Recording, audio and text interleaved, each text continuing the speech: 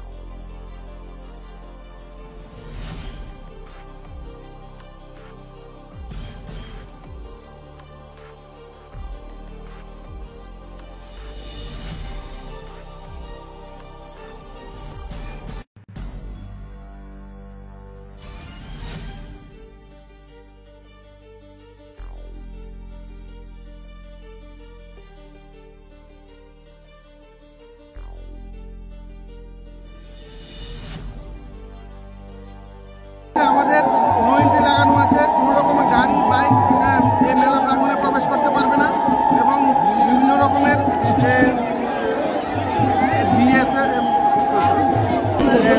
পুলিশের টিএসআর এবং উমেন সব ধরনের ব্যবস্থা এখানে রাখা আছে। পুলিশের বাইরে এখানে মেলাঘর স্কুল থেকে এনএসএস পক্ষ থেকেও স্কাউট রাখা হয়েছে এবং কমিটির পক্ষ থেকেও এখানে ভলেন্টিয়ার্স রাখা হয়েছে। রথের রশি টানে জগন্নাথ সবাই স্পর্শ করতে পারে। 2 দিনের লেগে জগন্নাথ সবাই ভক্তরা ইয়া করছে। এই 2 দিন আশীর্বাদ যাওয়ার আগের দিন পর্যন্ত জগন্নাথের সবাই দান করতে পারে। সবাই ভক্তরা মনে বাঞ্ছনা পূর্ণ হবে। গুন্ডিচা মার্জন গেছে কালকা, সবাই জগন্নাথের মন্দিরে যেতে পারে, জগন্নাথের কাজ কর্ম করতে পারে, জগন্নাথের সবাই স্পর্শ করতে পারে না। এই 2 দিন জগন্নাথের সবাই ভক্তরা লেগে ছাড় দিচ্ছে।